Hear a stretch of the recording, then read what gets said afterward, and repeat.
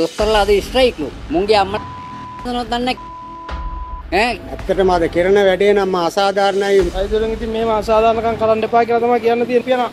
කතා කරලා වැඩක් නැහැ. සැකකරු අත්අඩංගුවට ගත්තාද නැද්ද කියන කාරණේ මත ලඝු වෙන වැඩ වර්ජනයක් නෙමෙයි. හෙට දින උදෑසන 8 දක්වා මේ වැඩ වර්ජනය ක්‍රියාත්මක වෙනවා. இன்றைய நாளில் என்னதான் பெரிய அளவான பரபரப்பான செய்திகள் இருந்தாலும் பல செய்திகள் இருக்கு, பல முக்கியமான செய்திகள் இருக்கு. இருந்தாலும் அனுராதபுரம் வைத்தியசாலையில நடந்த பெண் வைத்தியர் துஷ்பிரயோகம் செய்யப்பட்ட சம்பவம் தொடர்பான கைது நடவடிக்கை, இது தொடர்பான பின்னணி, இது தொடர்பான போராட்டம், இந்த மாதிரி பல விஷயங்கள் தான் முன்னிலையில் நிற்குது. இது தொடர்பான முழுமையான ஒரு செய்தியா இந்த கைது செய்யப்பட்ட நபர் தொடர்பான பல முக்கியமான தகவல்கள் வெளியாக இருக்கு. விசாரணைகள்ல இவர் யாரு, இந்த மாதிரியான விஷயங்களை இந்த வீடியோவில் நாங்கள் பார்க்க போகிறோம். அரசு வைத்தியர்கள் இன்று வந்து நாடு முழுவதும் வேலை நிறுத்தத்தை செஞ்சுருக்காங்க. அதாவது போராட்டம் ஒன்று நடத்தி கொண்டிருக்காங்க. இது தொடர்பான பல விமர்சனங்கள் வைத்தியர்கள் மீது, வைத்தியர்களை திட்டி தீர்க்கிற அளவுக்கு நோயாளர்கள் இன்றைய நாளில் செய்தி ஊடகங்களில் பேசியிருக்காங்க. சமூக வலைத்தளங்களில் விமர்சனங்களை பார்க்க கிடைத்தது.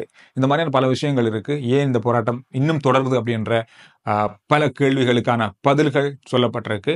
ஏற்கனவே சொன்னாங்க, இந்த குற்றவாளியை கைது செய்யும் வரை நாங்கள் வந்து போராட்டம் செய்ய வேண்டாம், ஆனால் அவர் கைது செய்யப்பட்டும் நாளை காலை 8 மணி வரைக்கும் இந்த போராட்டம் தொடரும்னு சொல்லியிருக்காங்க. இந்த மாதிரி பல விஷயங்கள் இந்த வீடியோவில் நாங்கள் சுருக்கமாக பார்க்க போகிறோம். நேற்றைக்கு முந்தின நாள் நடந்த பெண் வைத்தியர், அனுராதபுரம் வைத்தியசாலையினுடைய பெண் வைத்தியர் ஒருவர் தன்னுடைய கடமையை முடிச்சுட்டு தங்கும் விடுதிக்கு செல்லும் பொழுது துஷ்பிரயோகத்துக்கு உட்படுத்தப்பட்டாங்க. அதாவது பாலியல் துஷ்பிரயோகத்துக்கு உட்படுத்தப்பட்டாங்க. கண்கள் கட்டப்பட்டு, வாய் கட்டப்பட்டு, கை கட்டப்பட்டு இவங்க வந்து கொடூரமாக துஷ்பிரயோகம் செய்யப்பட்டதாக சொல்லப்படுது. இதுக்கு பிறகு இந்த குற்றவாளியை தேடும் நடவடிக்கை மிகப்பெரிய அளவில் இந்த கடந்த மணித்தியாலங்களில் இருந்தது. இந்த குற்றவாளி இன்றைய நாளில் கைது செய்யப்பட்டிருக்கார். இவருக்கு வயது 34. இவர் வந்து முன்னாள் இராணுவத்திலிருந்து தப்பி போன ஒருத்தர். நேற்றுக்கு முந்திய நாள், அதாவது இந்த குற்றச்செயலை செய்யறதுக்கு முந்தி ஒரு 2 நாளைக்கு முதல்ல தான் இவர் வேறொரு பிரச்சனையில அல்லது வேறொரு குற்றச்செயலில் கைதாகி ஜெயிலில் இருந்து விடுதலையாகி வந்தவர்னு சொல்லப்படுது. அவர் வந்து 2 நாள்ல தான் இந்த பெண் வைத்தியர் துஷ்பிரயோகத்துக்கு உட்படுத்தப்பட்டிருக்காங்க. இவருடைய இந்த கைதில இடம்பெற்ற பல முக்கியமான செய்திகளில் பார்க்கும்போது, இவர் துஷ்பிரயோகம் செய்துட்டு அந்த வைத்தியருடைய 2 கையடக்க தொலைபேசியில் ஒரு கையடக்க தொலைபேசியை எடுத்துக்கொண்டு போயிருக்காரு. இந்த கையடக்க தொலைபேசியில இருந்து பெறப்பட்ட சிக்னல் அடிப்படையில தான் இவர் வந்து கைது செய்யப்பட்டிருக்காரு. இவர் வந்து அபுகன அப்படின்ற ரயில் நிலையத்துல அந்த கையடக்க தொலைபேசியை ஆஃப் பண்ணியிருக்காரு. அதுக்கு பிறகு அது வேலை செய்யலை. அந்த கையடக்க தொலைபேசியில் இருந்த சிக்னல் எந்த இடத்துல கடைசியாக கட்டாச்சோ அந்த பிரதேசத்தை மையப்படுத்தி போலீசார் மிகப்பெரிய அளவிலான தேடுதலில் நடத்தி தான் இவரை கைது செஞ்சிருக்காங்க. 5 போலீஸ் குழுக்கள் இதற்கென நியமிக்கப்பட்டிருந்தது. இவரை உடனடியாக கைது செய்யணும் அப்படின்றதுக்காக இந்த கைது நடவடிக்கை இன்றைய நாளில் இடம்பெற்றிருக்கிறது. இந்த கைது நடவடிக்கையின் பொழுது போலீசாருடைய அந்த கையடக்க தொலைபேசி, அவர் வைத்த கையடக்க தொலைபேசி கைப்பற்றப்பட்டதாக சொல்லப்பட்டிருக்கு. அதோட இவர்தான் அப்படின்றதும் உறுதிப்படுத்தப்பட்டிருக்கு. சிசிடிவி காட்சிகளை வைத்துக்கொண்டு, அதாவது வைத்தியசாலையில் இருக்கிற சிசிடிவி காட்சிகளை வைத்துக்கொண்டு இவர் தான் அப்படின்றதும் உறுதிப்படுத்தப்பட்டிருப்பதாக இப்போ இறுதியாக கிடைத்த செய்தியில சொல்லப்பட்டிருக்கு. ரைட். இந்த சம்பவத்துக்கு எதிர்ப்பு தெரிவித்து அரச வைத்தியர்கள் இன்றைய நாள்ல மிகப்பெரிய அளவிலான ஒரு வேலை நிறுத்தத்தை, அதாவது ஒரு தொழிற்சங்க போராட்டம் அப்படின்னு கூட சொல்லலாம், ஒரு போராட்டத்தை, எதிர்ப்பு போராட்டத்தை இன்றைய நாளில் நடத்தியிருக்காங்க. இவங்க முதல்ல என்ன சொன்னாங்கன்னு சொன்னா, நேற்றைய நாளில் இந்த குற்றவாளி கைது செய்யப்படும் வரைக்கும் இந்த போராட்டம் தொடரும்னு சொன்னாங்க. ஆனால் இன்றைய நாளில் காலையில 10 மணிக்கு இந்த குற்றவாளி கைது செய்யப்பட்டாலும் இதுவரைக்கும் இந்த போராட்டம் தொடர்ந்து கொண்டுதான் இருக்கு. நாளை காலை 8 மணி வரைக்கும் இந்த போராட்டம் தொடரும்னு சொல்லியிருக்காங்க. 24 மணி நேரம் தொடரும். ஆனாலும் முக்கியமான அவசர சிகிச்சை, நோயாளர்களுடைய அவசரம் கருதி சேவைகள் இடம்பெற்றுக் கொண்டிருப்பதாக சொல்லப்பட்டிருக்கு. அதோட இன்னொரு கேள்வி ஊடகவியலாளர்களால் கேட்கப்பட்டிருந்தது அரச வைத்திய அதிகாரிகளுடைய பிரதானியிடம்.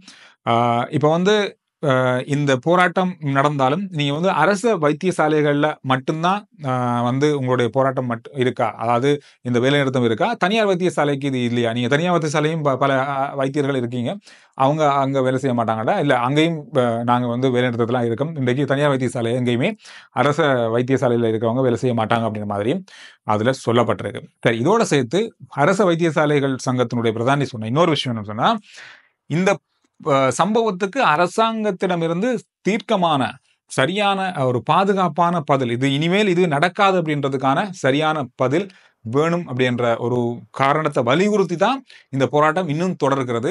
இது அரசாங்க வைத்தியசாலையில் நடந்த சம்பவத்துக்காக மட்டுமல்ல, இது வைத்தியருக்கு நடந்த சம்பவத்துக்காக மட்டுமல்ல, இலங்கையில் இருக்கிற அனைவருக்கும் சேர்த்து தான் இந்த போராட்டம் நடக்குது அப்படின்னு சொல்லி அவர் சொல்லியிருந்தார். අද දවසේ මේ වැඩ වර්ජනය කරන්න ඔබ අපහසුතාවයට පත් කරන්න නෙමෙයි. නැවත මෙවන් දෙයක් සෞඛ්‍ය පද්ධතිය විතරක් නෙමෙයි වෛද්‍යවරියකට විතරක් නෙමෙයි මේ රට තුල උනත් ඕනෑම මොහොතක සිදු නොවිය යුතුයි කියන පණිවිඩය තමයි අද දවසේදී මේ රටේ සමස්ත වෛද්‍ය ප්‍රජාව එක මිටට ඇවිල්ලා මේ ලබා දෙන පණිවිඩය. இதற்கு பல எதிர்ப்புகளும் பல கேள்விகளும் இந்த பதிலுக்கு சொல்லப்பட்டிருக்கு. இதே வைத்தியசாலை, இதே அரச வைத்தியசாலைகள்ல பலதரப்பட்ட உயிரிழப்பு சம்பவங்கள் இடம்பெற்றிருக்கு. அரச வைத்தியர்களுடைய கவலையினத்தால, வைத்தியசாலையினுடைய கவலையினத்தால நடந்திருக்கு.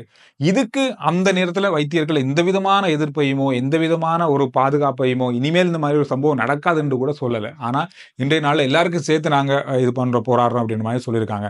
குறிப்பாக மன்னாரில் நடந்த இளம் தாய் அந்த குழந்தையுடைய உயிரிழப்பு, யாழ்ப்பாண வைத்தியசாலைகளில் நடந்த பல சம்பவங்கள், இதுக்கு மக்கள் பலதரப்பட்ட எதிர்ப்புகள் பலதரப்பட்ட விஷயங்கள் செய்யப்பட்டிருந்தாலும் வைத்தியசாலை பக்கமாகவோ அல்லது வைத்தியர் பக்கமாகவோ எந்த விதமான ஒரு விஷயமும் சொல்லப்படலை. ஆனால் இன்றைக்கு எல்லாருக்கும் சேர்த்து நாங்கள் போராடுறோம், அதனால இந்த போராட்டம் தொடரும் அப்படின்னு சொல்லியிருக்காங்க. இந்த போராட்டத்தை எதிர்த்து பல நோயாளர்கள் வைத்தியர்களை திட்டி தீர்த்த பல வீடியோ காட்சிகளை செய்தி ஊடகங்களிலே பார்க்க கிடைத்தது எனக்கு. දොස්තරලා අද ස්ට්‍රයික්ලු මුංගේ අම්මා දන්නවද ඇත්තටම අද කරන වැඩේ නම් අසාධාරණයි. වෛද්‍යවරුන් ඉතින් මෙහෙම අසාධාරණකම් කරන්න එපා කියලා තමයි කියන්න තියෙන්නේ පියනා. நீண்ட தொலைவில் இருந்து பலர் வைத்தியசாலைக்கு இன்றைக்கு நோய் சம்பந்தமாக வைத்தியரை அணுகிறது வந்திருக்காங்க, வைத்தியசாலைக்கு சிகிச்சைக்காக வந்திருக்காங்க. அவங்க திரும்பி போன சம்பவங்கள், குழந்தைகள் அழைத்து வந்திருக்காங்க. இந்த மாதிரியான பல இன்னல்கள் இன்றைய நாளில் நாடு முழுவதும் உள்ள அரச வைத்தியசாலைகளில் இடம்பெற்றிருக்கு. இதற்கு பலதரப்பட்ட எதிர்ப்புகள் வைத்தியசாலைக்கும் வைத்தியர்களுக்கு மேலே முன்வைக்கப்படுது நோயாளர்களால். இந்த சம்பவங்களை நாங்கள் வீடியோக்களில் பார்த்தோம். குறிப்பாக இன்னொரு விஷயத்தை பார்க்கறது சோசியல் மீடியாக்களில் இந்த சம்பவமானது மிகப்பெரிய அளவில் கண்டிக்கக்கூடிய, இதுக்கு மிகப்பெரிய அளவிலான தண்டனை கொடுக்கக்கூடிய ஒரு விஷயம்தான். காரணம், இலங்கையில் என்னதான் குற்றச்செயல்கள் இருந்தாலும் என்னதான் தண்டனைகள் இருந்தாலும் அந்தளவு பயங்கரமான அல்லது பயப்படக்கூட தண்டனைகள் இல்லை. இதற்கெல்லாம் மரண தண்டனை கொடுக்கணும் அப்படின்ற பல விமர்சனங்கள், பல அழுத்தம் இப்பொழுது அரசாங்கத்தின் மீது முன்வைக்கப்பட்டது. கடந்த நாட்களில் நடந்த துப்பாக்கிச்சூடு சம்பவங்கள், உங்களுக்கு தெரியும், கனிமுல்ல சஞ்சீவா இருக்கட்டும், பலதரப்பட்ட துப்பாக்கிச்சூடு சம்பவங்கள் அடுத்தடுத்து நடந்தது. இது எல்லாமே 90% இராணுவத்திலிருந்து தப்பி போனவர்களால் நடத்தப்பட்ட சம்பவங்களாக இருந்தது. அந்த நேரத்தில் அரசாங்கம் சொன்னது, 2 கிழமைக்கு மேல சொன்னது, இராணுவத்திலிருந்து தப்பி போனவங்க எல்லாருமே நாங்கள் கைது செய்ய போகிறோம், கைது செஞ்சு விசாரணை செய்ய போகிறோம் அப்படின்ற மாதிரி சொல்லியிருந்தாங்க. ஆனால் இதுவரைக்கும் யாரும் கைது செய்யப்படலை அப்படின்ற விமர்சனம் இப்போ முன்வைக்கப்படுது. காரணம் என்னன்னு சொன்னால், இந்த பெண் வைத்தியர் துஷ்பிரயோகத்துக்கு உள்ளாக்கியவரும் ஒரு முன்னாள் இராணுவத்திலிருந்து தப்பி போனவர் தான்.